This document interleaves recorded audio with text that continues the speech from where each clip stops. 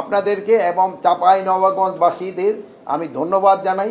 তারা কিন্তু আইন শৃঙ্খলা বাহিনীর সাথে কাজ করে কিন্তু তারা ওই পার্শ্ববর্তী দেশের একটা জবাব তারা দিয়েছে। কিন্তু তারপর আমি আপনাদের মাধ্যমে এবং চাঁপাইনবাবগঞ্জবাসীর বলবো যে আইন যেন কোনো সময় কেউ নিজের হাতে তুলে না নেয়। এটার জন্য বাহিনী যারা আছে তারাই ব্যবস্থাটা নেবে, বাট ওই সময় তারা একটা ভালো কাজই করছে। এই জন্য আপনারা প্রচার করবেন যে রমজানের সময় জিনিসপত্রের দাম যেন সহনীয় পর্যায়ে থাকে, যেন সবাই চেষ্টা করে। এই জন্য কিন্তু আপনারা একটা মুখ্য ভূমিকা পালন করতে পারেন। এখানে কোথাও কোনো রকমের সমস্যা বা হলে আপনারা যদি আগে আগে জানাই দেন, এই আমাদের এখানে যারা আছেন সরকারি কর্মচারী তারা কিন্তু প্রপার অ্যাকশনটা নিতে পারবে। তার আমি আশা করছি যে এবার জিনিসপত্রের দাম সহনীয় পর্যায়ে থাকবে, যে তারা কিন্তু কমায় দেয়।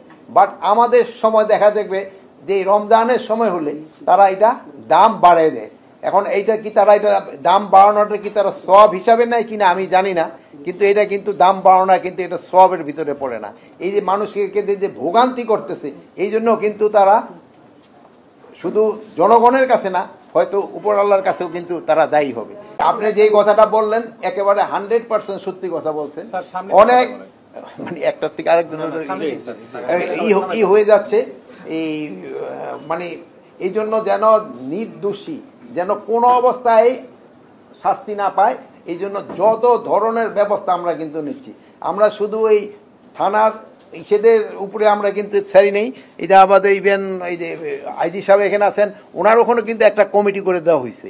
এখন ওখানে একজন এসপি থাকবেন এবং একজন ডিসি থাকবেন এবং একজন লিগ্যাল এইড অফিসার থাকবেন, তারা দেখবে।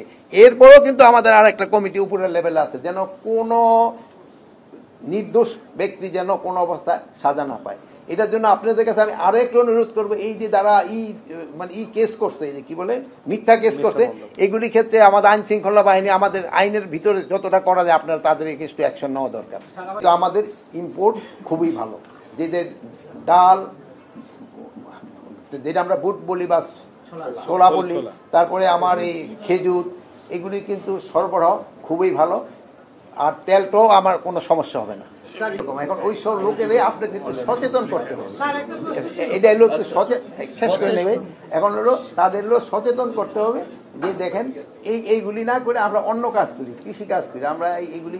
আরেকটা দেখবেন যে চোরাচালানিরা এখন ইসে থেকে হরিয়ানা থেকে গরুটা কিন্তু এই বর্ডারে নিজেরও হাইটে হাইটে আসে না, এখানে কিন্তু তাদের এই চোরা কারবারি কিন্তু নিয়ে আসতেছে, কিন্তু তাদের একটা কি তারা কিন্তু বর্ডারটা ক্রস করে না। আপনারা তো নিজেরা আমার থেকে আরো বেশি জানেন, আর আমাদের ওদিকে যাচ্ছে। আর প্লাস আমাদের মনে হয় এই গরু চোরাচালানি আরো কমে যাবে। আমাদের কৃষকদের কিন্তু এই গরু খামারিরা কিন্তু অনেক উৎপাদন বাড়িয়ে দিচ্ছে। দেখেন আমাদের ইসের সময় কোরবানির সময় এখন কিন্তু বাইরের দিকে তাকাইতে হয় না, হয়তো এক সময় আসবে যে আমাদের হয়তো ওই দিকের গরুর কোনো প্রয়োজন হবে না। ডেভিল শব্দটার অর্থ তো জানেন, শয়তান।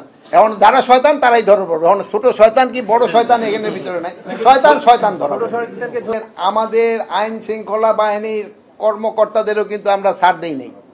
আপনারা দেখছেন প্রথম দিনই কিন্তু 4 জন না 5 জন তাদের কিন্তু আইনের আওতায় নেওয়া হয়েছে। এই ক্ষেত্রে বড় ছোট কোনো ভেদাভেদ নাই, যে আসবে এই জালে সে ধরা পড়বে।